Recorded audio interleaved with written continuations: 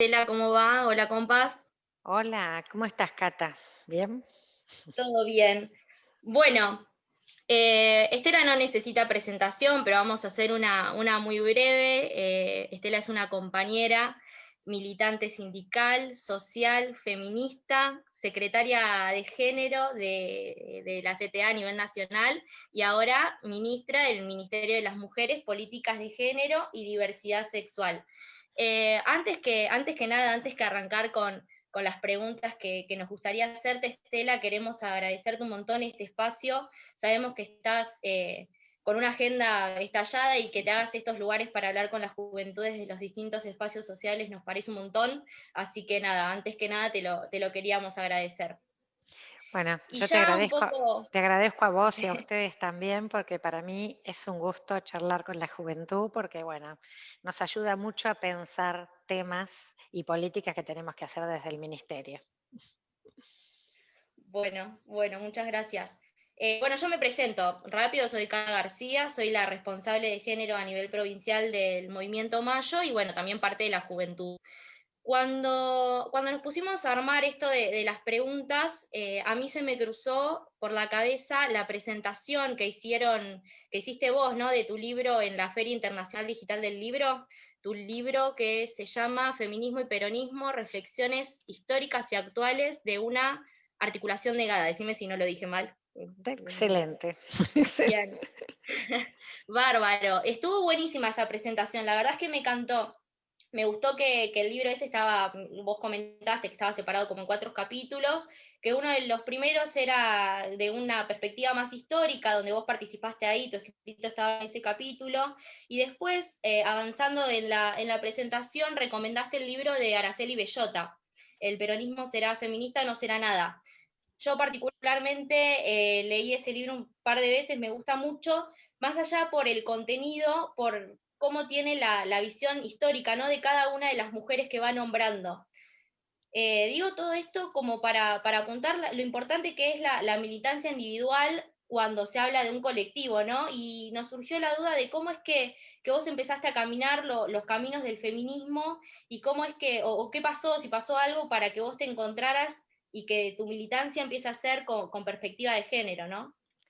Mira, vos sabés que a mí me gusta siempre decir que yo fui una niñita chiquitita feminista intuitiva. Yo ya de chica me peleaba, me enojaba por cosas que ocurrían. Tengo un hermano varón un poquito más grande que yo, entonces yo ya renegaba con los privilegios que mi hermano varón tenía. Entonces después siempre decía, esta chica que es malhumorada, que es peleadora. Y después yo pude leer una vez que milité el feminismo, que estudié, que le puse teoría y explicación a muchos de los fenómenos que pasaban, me pude explicar esas rebeldías de mi niñez. Por eso digo que fui una niñita feminista intuitiva. Y empiezo a militar saliendo cuando empezaba la democracia, saliendo de la dictadura, bueno, en los temas de derechos humanos, iba a las marchas de las madres, a la marcha de la resistencia, empiezo a militar políticamente y enseguida socialmente. Y ni bien eran como los momentos con la recuperación democrática, donde empezó a organizarse el movimiento de mujeres, a conmemorarse los 8 de marzo en la Argentina, obviamente antes todo prohibido, y además hacer un fuerte debate legislativo porque habíamos quedado absolutamente atrás en todos los sentidos. Para decir un ejemplo, la patria potestad hasta el final de los 80 la tenían los padres, ni siquiera teníamos la patria potestad compartida las mujeres. Así que bueno, como esa, bueno, el divorcio vincular, enorme cantidad de legislaciones. Entonces empiezan a reunirse los espacios de mujeres, sobre todo se llamaba espacios de mujeres, y empezó a plantearse qué era la perspectiva de género, la diferencia entre ser mujer como biología y el género como una construcción histórica, social, de la diferencia sexual, bueno, que se tradujo en desigualdad. Ahí empiezo, donde nos empiezan a llamar, miren, hay un taller, hay un encuentro. Entonces yo enseguida dije, esto me interesa, con el grupo de compañeras que militábamos juntas, vamos a verlo. Y para mí, a partir, yo digo, sobre fin de los 80, principio de los 90, fue como un viaje de ida, ¿no? Solo de ida, profundizándolo cada vez más. Y si bien nunca participé específicamente de ámbitos solo de mujeres como colectivas feministas, agrupaciones, lo que hice siempre en el espacio político o en el espacio sindical o en el social, articular la política de género, juntarnos con las mujeres de ese espacio. Para mí eso siempre fue como lo más desafiante. Yo decía, me interesaba más que en un espacio mixto discutir ahí, llevar ahí la agenda de género, y de hecho eso marca, ¿no?, un poco todo el derrotero de mi militancia, de casi 30 años de militancia. Tengo más años de militancia que ustedes de edad, fíjense.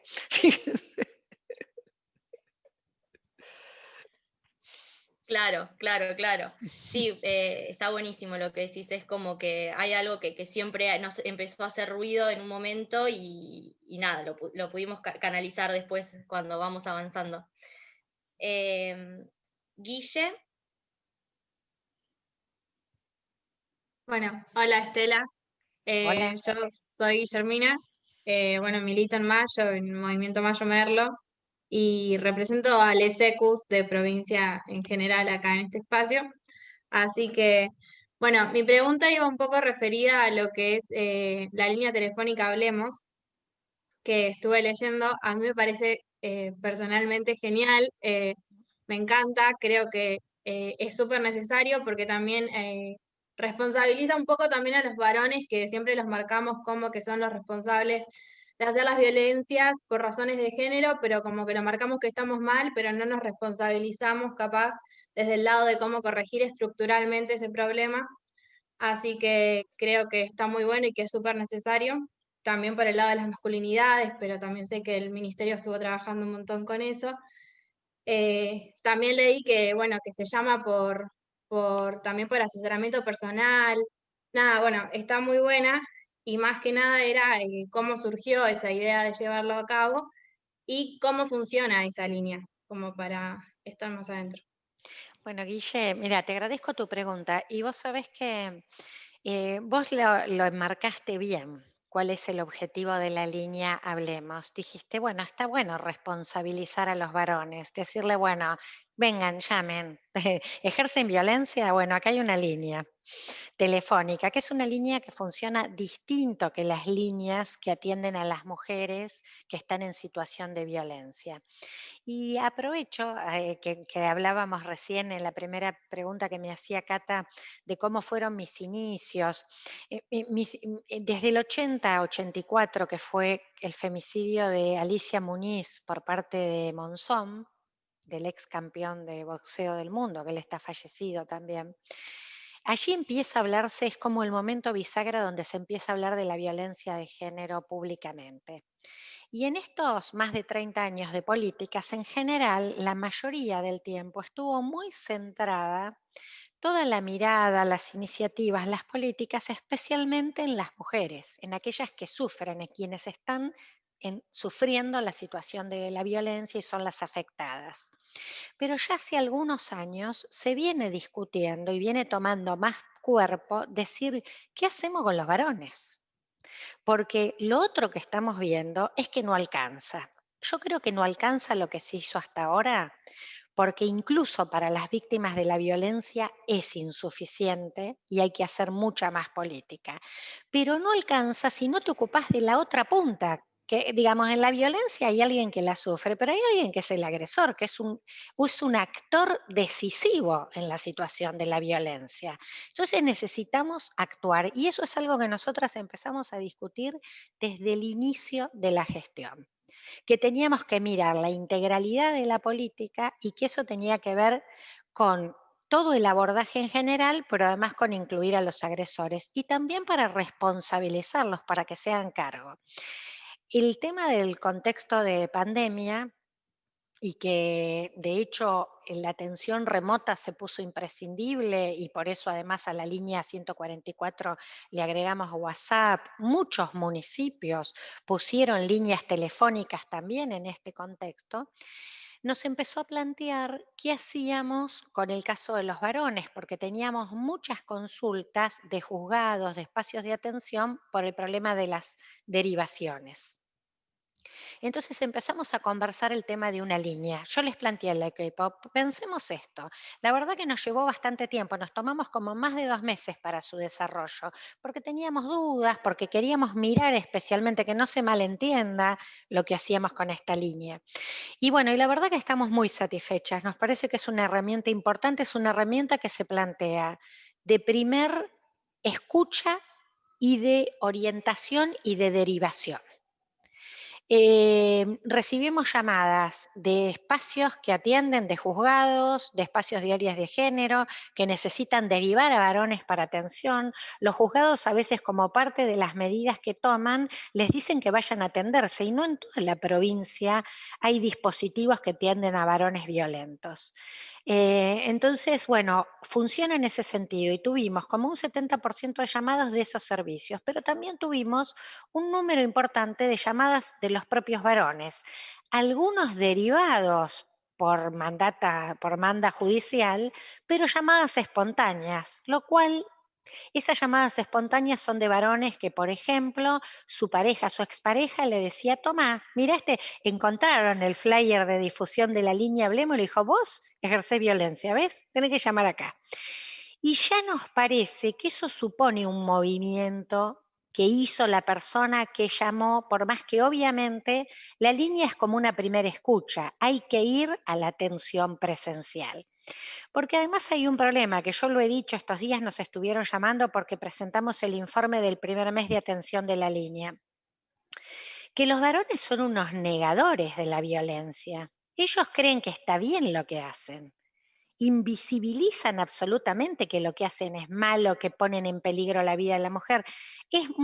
Tienen en general cero empatía con la persona, por eso la agreden, porque tienen un posicionamiento respecto a esa relación y a lo que ellos ejercen en esa relación. Entonces eso lo estudiamos mucho, por eso además conveniamos para implementarla con el Colegio de Psicólogos del distrito de acá de la región capital, del distrito 11, y esa línea que atiende está además supervisada por nuestro equipo de masculinidades, o sea que hacemos un trabajo de mucho seguimiento y también venimos en mucho diálogo con los equipos que atienden dispositivos de violencia. Bueno, pensamos que es una línea que vino para quedarse y un trabajo para profundizar mucho más.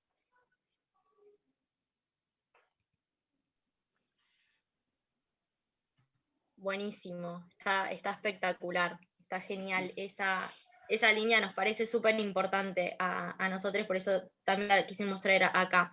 Esta pregunta la quería hacer una compa que surgió a partir de ella por un acompañamiento puntual a una mujer que estaba sufriendo violencia, pero bueno, tuvo problemas de conexión, así que tuvo que salir, no la podíamos escuchar bien, así que Nay va a ser la responsable por ahí. Eli, ¿estás? Sí, estoy. Ah, está y se oye. Bien. Ah, bien. Hola Estela, soy Hola. Eliana de La Prida. Estoy en Movimiento Mayo y en la parte de género y de juventud.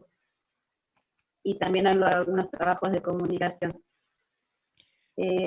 Bueno, mi pregunta era por experiencia personal y porque estoy acompañando a víctimas de violencia, que teniendo en cuenta que quien se resguarda y deja de hacer su vida es siempre la víctima y que el hombre sigue haciendo su vida normalmente, porque generalmente después de ocurrir un hecho, el agresor anda libremente y quien deja de hacer su vida es la víctima, en este caso la mujer, y es siempre acompañada por un patrullero o también tiene custodia en su casa.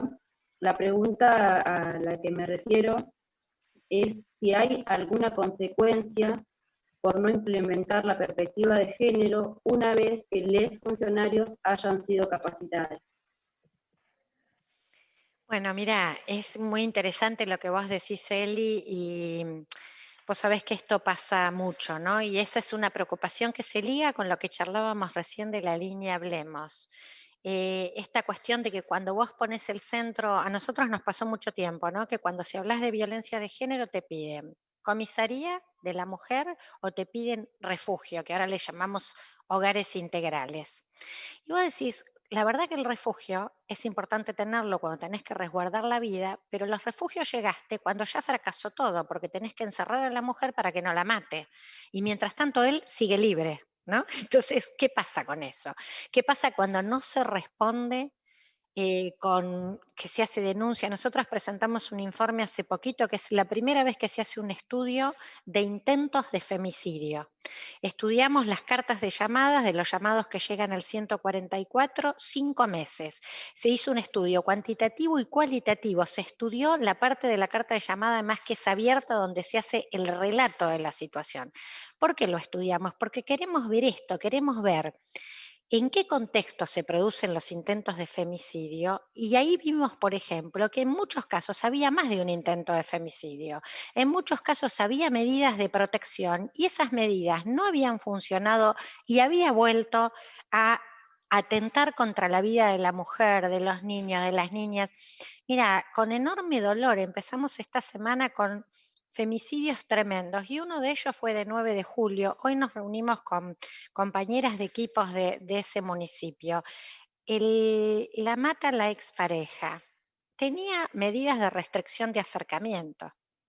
Entonces nosotras necesitamos mirar con mucho detalle qué cosas son las que no funcionan. Esto es imprescindible y en eso, por eso hay que pensar, nosotras trabajamos mucho con las mesas locales intersectoriales de violencia, porque ahí en las mesas están todos los actores institucionales que tienen que ver y sociales con la problemática de la violencia de género para articular las respuestas. Y hay un tema que es crucial, que son los factores de riesgo. Si no detallás claramente cuáles son los factores de riesgo, en este caso, que yo contaba recién, Micaela se llamaba, una chica de 27, 28 años, con 2 hijas, embarazada. Había un montón de indicadores de riesgo y acá el arma, es boxeador, el arma era en sus puños, porque además ya la había agredido. Entonces, lo digo con enorme dolor, la verdad que es un desgarro para nosotras cuando pasan estas situaciones, porque tenemos que poder llegar antes. Se han salvado montones de vidas, no se salvan todas, entonces tenemos que mirar qué pasó. Y la ley Micaela, a la que vos haces referencia, y me parece bárbaro que hablemos de eso, ¿por qué? Porque la ley Micaela es una política de prevención, porque si no, hablamos siempre cuando ya llegó la violencia. Y la ley Micaela lo que nos obliga al conjunto del Estado, en todos los poderes y en todas las jurisdicciones, a formar en género y en violencia contra las mujeres. ¿Justamente para qué? Para saber escuchar, para saber en el lugar institucional en el que vos estás, saber atender a las situaciones, encontrar las alertas tempranos, saber cómo dar respuestas. Y en ese sentido, bueno, tenemos que mejorar todos los dispositivos. Lo que dice la ley Micaela, una vez que esté funcionando, imagínate el desafío gigantesco que es implementarla en toda la provincia de Buenos Aires, donde tenemos más de 550.000 trabajadores y trabajadoras solo en la administración pública provincial. A eso tenés que sumarle el Poder Judicial, el Legislativo, todos los municipios. Pero la ley dice que una vez que esté funcionando y que se haya hecho el proceso de capacitación, que es un proceso de capacitación continua además, no es nada más que hacer un curso, que una vez que se haya hecho eso, esto es un requisito en torno al ingreso o en torno a las carreras para ascenso. O sea que si vos querés hacer una carrera, podés subir a jefa de departamento, un lugar, bueno, tenés que haber hecho la formación y tenés que tener un trayecto que no haya incurrido en una vulneración de la perspectiva de género o no haya tenido en cuenta las cuestiones de violencia. Es un cambio en proceso, no es inmediato. El Estado es enorme, el gobernador dice siempre, ¿no?, que la perspectiva de género nos interpela para afuera, para la política que implementamos, pero para adentro nos hace a una profunda mirada institucional. Bueno, nos va a llevar un tiempo, pero yo creo que estamos en ese camino y ese es un camino que hay que ir profundizando, y ahí es muy importante también el papel de las organizaciones sociales que han sido pioneras para impulsar esto y también son una ayuda para, ¿no?, para hacernos visible y reclamar que se cumpla con todo este proceso. Gracias. Muy bueno, muy clara, Estela, muchas gracias. En este sentido vamos siguiendo con Melanie. Hola Estela, formo parte del movimiento Mayo de la UNLA, la Universidad de Lanús, y bueno, siguiendo el hilo de la ley Micaela, teniendo en cuenta la importancia de la perspectiva de género en las universidades, porque van a formar profesionales y trabajadores, ¿cómo se piensa la implementación de esta ley en las universidades? ¿En las universidades? Bueno, en las universidades hay autonomía universitaria. Yo tengo entendido que las universidades han hecho una adopción a la ley Micaela y que tienen una cantidad de profesionales formadas en género. No sé exactamente cómo está planificada la formación, porque ahí funciona la autonomía universitaria, entonces nosotras, como Poder Ejecutivo de la provincia, no tenemos injerencia en eso. Pero la universidad está organizado un ámbito que tiene, bueno, mucha articulación, que tiene presencia en casi todas las universidades, que es lo que se llama la red RUGE, que es la Red Universitaria de Género. Y esa red RUGE en la provincia de Buenos Aires tiene incluso, porque es una red nacional que forma parte del Consejo Interuniversitario Nacional, que además tiene un reconocimiento en ese consejo, que eso es un gran logro de la red. Y en la provincia de Buenos Aires hay dos referentas, una que es para el AMBA, digamos, para la zona conurbano, que es Sandra Torlucci, y otra que es Verónica Cruz, que es de la Universidad de La Plata, que es para toda la zona del interior. Nosotras estamos articulando con ellas iniciativas entre el gobierno de la provincia y las universidades, para incluso trabajar de conjunto la implementación en clubes, en agrupaciones sociales, en partidos políticos. No tengo puntualmente información respecto a cómo se implementa en la universidad.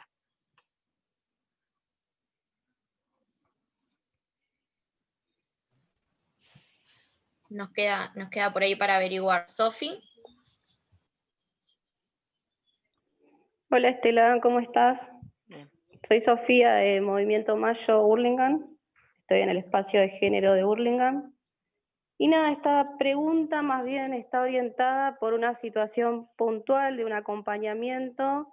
Es una intriga, no es una intriga, sino es una inquietud y nos gustaría saber tu respuesta. Por ahí tiene que ver, por ejemplo, es un ejemplo, ¿no? Una mujer que sufre violencia de género y además, o sea, llega a nosotros por este motivo y además tiene un consumo problemático. Uh-huh. Es todo un tema porque sabemos que las mujeres, muchas de las veces algunas tienen hijes, entonces es mucho más complejo cómo la mira la sociedad, esto de que queríamos saber cómo actúan estos equipos en estos casos y si hay algún dispositivo integral que pueda dar una respuesta a esta situación. Sí, mira, Sofi, la verdad que es cuando a veces se agrega consumos problemáticos, cuando a veces hay algunas situaciones de psiquiatría, cuando hay a veces situaciones que complejizan el abordaje de las situaciones de violencia, ¿no? Cuando hay alguna discapacidad, digamos, o otros factores que complejizan el abordaje. Yo creo que además hay otra cuestión que nos ocurre, como para decir de contexto más general, cuando intervenimos en la violencia, que hay veces que nos llega a nosotras el tema de la violencia de género, pero también viene acompañado de muchas otras problemáticas sociales, ¿no? Porque a veces hay situaciones de problema laboral, de problema habitacional, ¿no? Y entonces ahí es como que tenés que pensar cómo se hace un abordaje de problemáticas que son mucho más amplias que solo la de la violencia de género. Pero en particular que vos me preguntás tan puntual en torno a los consumos, y yo creo que es algo que hoy en la juventud hay como una preocupación grande. Nosotras lo vimos por el contexto de pandemia, pero estamos haciendo un programa que pronto creemos que ya vamos a estar en condiciones de presentarlo, que nos alertó un poco el contexto de la pandemia, porque como teníamos que estar en casa, hay solo servicios de emergencia atendiendo, entonces aparecía, junto además con unas ASPO, unas medidas de aislamiento de ya cercano a los 6 meses, ¿no? No me acuerdo ahora cuánto es la fecha, pero entonces no solo que se agudizaron las problemáticas de violencia de género, se agudizó los problemas de maltrato infantil, cuestiones de salud mental, distintos problemas sociales que este contexto ha agudizado.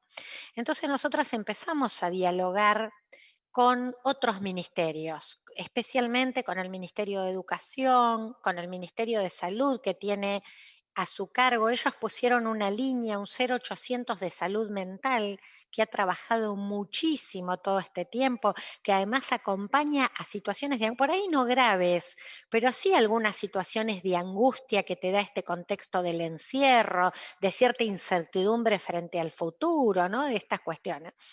Bueno, con Salud, Salud tiene además una política que fue excelente en algunos años y desguazada totalmente en los últimos, que son los CPA, que son los Centros de Atención de las Adicciones, que son centros territoriales que tenían equipos interdisciplinarios, una política además que articulaba muy bien las problemáticas, que sabía abordar, por ejemplo, el tema de los consumos o adicciones con otras problemáticas, equipos que ya tenían un entrenamiento en abordar estas cuestiones de conjunto. La verdad que ahora se está desde Salud en tratar de reconfigurar, de volver a fortalecer esos equipos porque han sido muy desalentados, muy maltratados institucionalmente, me refiero, ¿no? Con el desguace de las políticas. También digo con el Ministerio de Desarrollo a la Comunidad, por un lado por las políticas de niñez, porque muchas veces niñez y los problemas de la violencia contra las mujeres se unen, con Desarrollo a la Comunidad también con Juventud, con el Ministerio de Justicia con Acceso a la Justicia. Y nosotras estamos armando un programa que se llama Estamos en Red. ¿Por qué? Porque lo que estamos haciendo es un mapeo de todos los servicios, todo lo que hay de servicio y asistencia social que se atiende desde los distintos organismos, que atienden distintas problemáticas sociales. ¿Y qué queremos? En principio, mapear, digamos, georreferenciar con las distintas capas de lo que cada servicio tiene, saber, porque a veces estás atendiendo al lado y no te conoces. El Estado tiene a veces esos problemas, ¿no? Que te falta comunicación. Entonces, georreferenciarlo, mapearlo y después tener como una guía de procedimiento que cada equipo que atiende distintos temas sepa que está el otro ahí, que ese es el recurso que tenés cercano. Bueno, y más adelante, lo más ambicioso que esperamos es poder tener capacitaciones conjuntas, territoriales, con mayor articulación entre las redes. Nos parece que es crucial trabajar de esa manera. Es importantísimo porque, bueno, además las personas no nos dividimos, viste, en pedacitos. Este pedazo te trae este problema y el otro pedazo de la persona te trae. Venimos con todo el combo completo, ¿no? Entonces es necesario que dialoguemos los equipos que estamos atendiendo distintas cosas. Estamos mirándolo. Es a veces muy difícil porque por ahí la lógica del Estado es una lógica más compartimentada, ¿no? A cada uno le toca su pedacito lo alambra. Bueno, pero la verdad, el otro día teníamos una charla que nos llamaron justo las compañeras de Salud, que hacen unas rondas, que ellas las venían haciendo antes de ser gobierno, que eran las rondas para una salud feminista. Y justo estaba la intendenta Mayra Mendoza, estuve yo y unas compañeras de las subsecretarias de Salud. y hablábamos de que la metodología y la práctica feminista nos ayuda mucho a esta idea de articulación en red, porque eso es lo que hace mucho el feminismo. Y eso es muy bueno cuando vos lo llevás a los planos del Estado. Y la verdad que debo decir que en ese sentido, el gobernador Axel Kicillof todo el tiempo nos plantea propuestas de gobierno que todo el mundo tenga que articular con todo el mundo. Y eso es muy importante para dar este tipo de respuesta. Están en construcción. Venimos de un estado muy devastado. Tierra arrasada, le dijo el gobernador. Bueno, se reconstruyó mucho el sistema de salud, mejoramos dispositivos de atención de violencia, pero todavía no alcanza. Tenemos mucha tarea por delante y vos señalás una que es importantísima. Bueno, es un montón, Estela, lo que están laburando en este sentido es sumamente importante. Y me quedo con eso último que dijiste vos, de que es mucho de la práctica feminista, esto de trabajar en redes, de construir en completa articulación con todos los sectores para entender a la individualidad como un complejo, no como así partida, ¿no? Una persona que está dividida en 1000 pedacitos. Es un montón de laburo, pero bueno, creo que todos estamos convencidos que va a ser, vamos a dejar hasta lo último, vamos a luchar para que todo sea como lo soñamos, y ahí vamos a calmarnos, pero antes no. Bueno, continuamos con Nay. ¿Cómo andan, compas? ¿Todo bien? Disculpen esto. Bueno, yo soy Naila, de Florencio Varela también, militante del Mayo, y ahí con las compañeras estuvimos armando todas las preguntas, ¿no? A veces son como individuales y otras más colectivas. Entonces la pregunta es, veníamos hablando de esto que era muy importante, el enfoque territorial, el poder tener el conocimiento del territorio, ¿no? El abordaje también de las mesas locales, y sabemos que se está avanzando con el programa Tramando Derechos, ¿no? Entonces queríamos saber en qué consiste el programa y cómo lo vienen trabajando.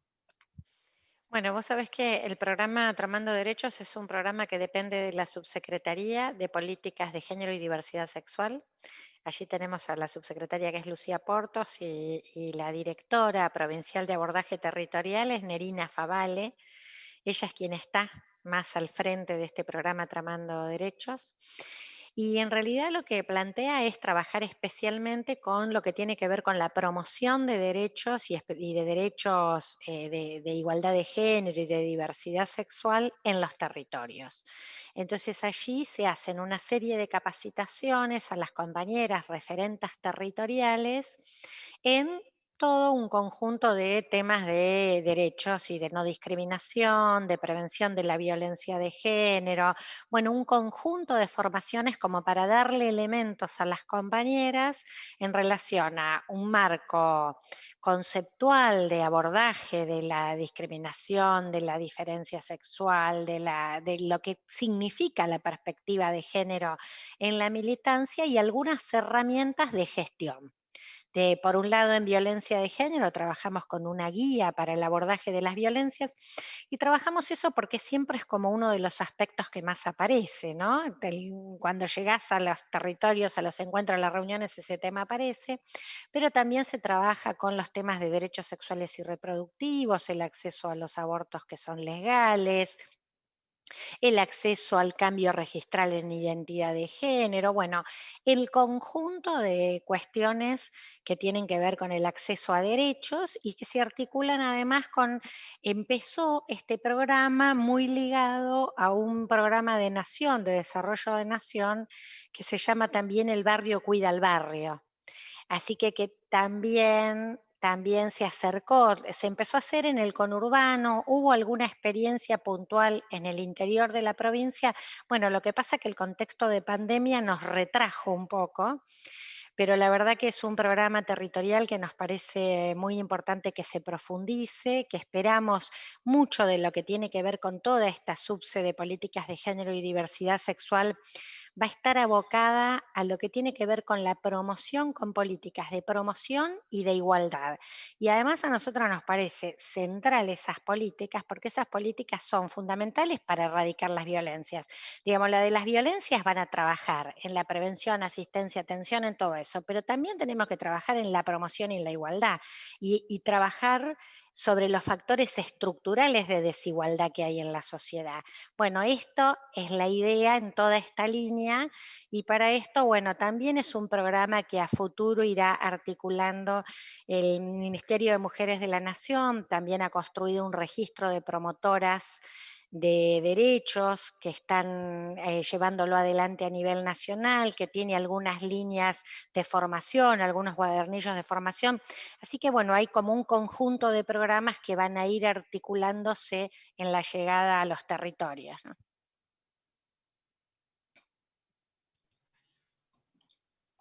Impecable, joya.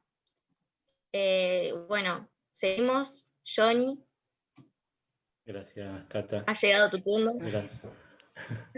Gracias, Estela, también por compartir esta tarde con nosotros y traernos toda esta información y todo que es tan necesaria. Mi nombre es Jonathan, soy militante de Movimiento Mayo Merlo, soy parte de la juventud y mi militancia en este momento tiene un anclaje fuerte en lo que es el territorio, como la mayoría de las juventudes, ¿no? Transitando la pandemia, somos las que nos tenemos que poner al hombro el laburo territorial y es donde estamos. Y en línea con eso, mi pregunta es, ¿cuál es nuestra tarea, ¿no? como militantes territoriales, militantes territoriales, o cómo podemos hacer para llevar las políticas públicas, todas estas políticas públicas que está impulsando el Ministerio, y en especial por ahí lo que es la ley de cupo laboral travesti trans, la ley Diana Zacayán, que sabemos, Diana Zacayán, que sabemos que fue sancionada o que se reglamentó en 2015 y durante todo lo que fue el gobierno de Vidal, ¿no? María Eugenia Vidal, nunca la implementó. Entonces sabemos que el Ministerio está accionando para impulsarla y ha tenido acciones para que se lleve a cabo, pero bueno, el Ministerio está empujando y nosotros y nosotras como militantes territoriales necesitamos saber cómo hacerlo o cuál es nuestra tarea, ¿no? Bueno, Jonathan, mira, voy a empezar por la última parte de la pregunta, que es lo de la ley del cupo laboral travesti trans, la ley que lleva el nombre de nuestra querida Diana Zacayán. Se cumplió ayer, creo que es el día de que se cumplieron 5 años de la sanción de la ley. Nosotras hicimos una jornada la verdad que nos encantó, muy emotiva, porque cuando decimos, ¿y qué hacemos con los 5 años de la ley?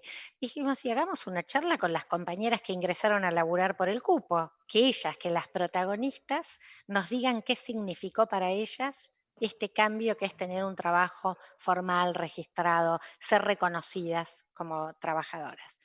Así que hicimos una muy buena charla ayer con 6, 7 trabajadoras, actualmente trabajadoras del Estado en distintos niveles. Tal cual vos lo decías, Jonathan, esa ley se sancionó en el 2015, los 4 años de Vidal no hizo absolutamente nada y la reglamentó 2 días antes de irse. No solo no hizo nada, sino que incluso la registración, el cambio registral de las personas travesti trans estaban cajoneadas.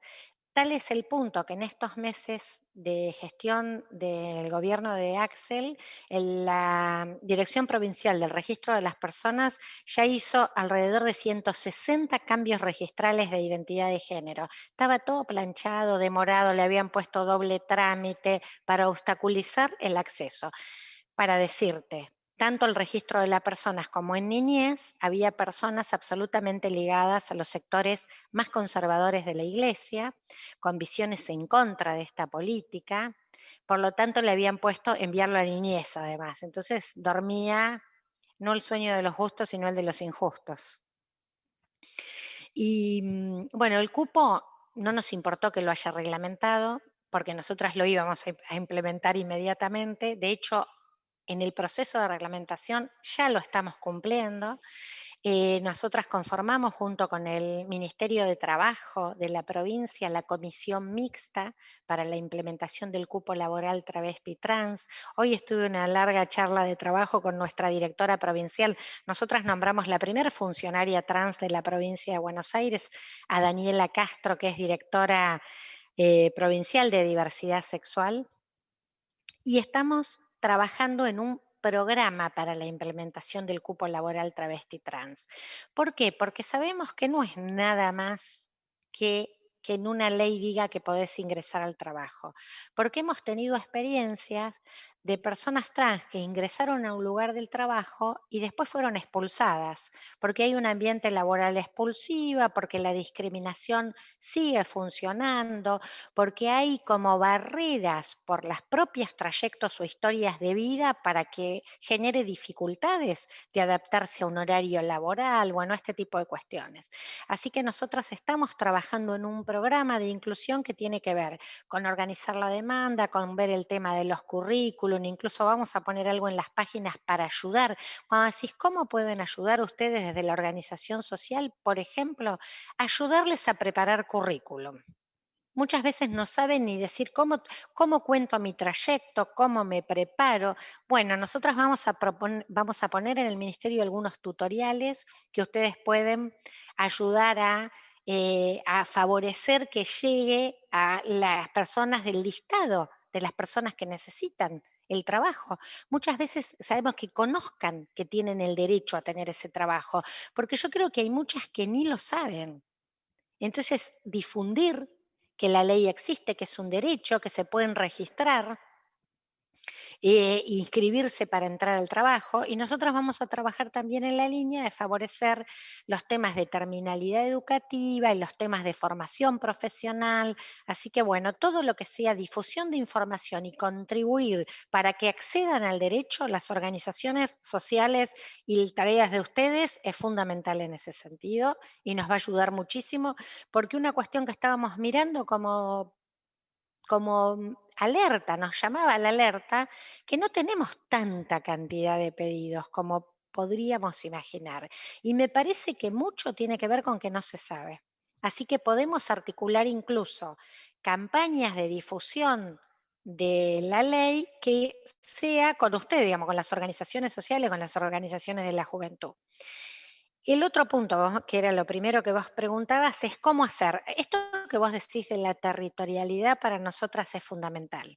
Ustedes piensan que estamos construyendo un ministerio nuevo, que lo que había antes como Instituto de Políticas de Género y Diversidad Sexual institucionalmente era así de chiquitito, ¿no? Era una dirección provincial con 4 direcciones de línea.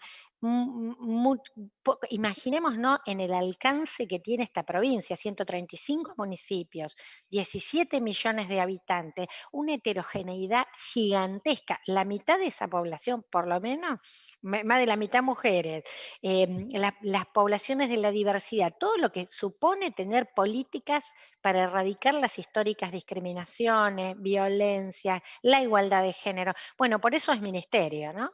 Se ha hecho un ministerio para abordar el alcance y la dimensión que tiene esta política. Y para nosotras la territorialidad es fundamental. Esto ahí, porque es el lugar a donde se deben construir las respuestas, donde deben llegar las políticas. Axel nos decía cuando nos tomaba juramento, la sede capital es La Plata, pero el gobierno se concreta en cada territorio. Y allí es donde para nosotras también es fundamental el diálogo con las organizaciones sociales. Por eso charlo con las juventudes y me encanta. Venía haciéndole los fines de semana, ahora lo estamos pasando también a días de semana, porque es la manera de escuchar qué está pasando, qué necesitamos, con qué se llegó y con qué nos está llegando. Y nosotras en ese sentido pensamos un consejo. El ministerio tiene como responsabilidad la transversalización de la perspectiva de género.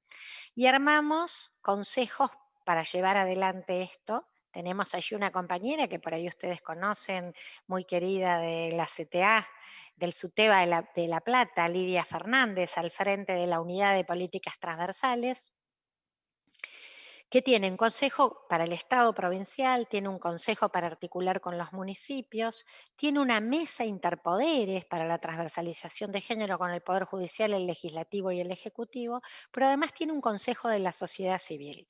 ¿Y nosotras qué estamos haciendo con ese consejo? En lugar de invitar a notables, invitamos a las organizaciones, estamos articulando con los sindicatos, con los movimientos sociales, con las juventudes, con las redes feministas. ¿Por qué? Porque queremos ahí dialogar, que ustedes sepan de las políticas que puedan llevarlas al territorio y el tramando derechos, el acompañamiento en violencia de género. Vamos a salir ahora con el plan de igualdad. Bueno, queremos que ustedes nos acompañen en la formulación de un plan de igualdad para la provincia de Buenos Aires. Así que esto es la manera, ¿no?, de comunicarnos, de difundir. Tenemos folletos, volantes de prevención de la violencia, de líneas de atención. Bueno, que todo eso ustedes también lo tengan para que puedan ser difusoras, difusores de qué está haciendo el Estado en la provincia de Buenos Aires.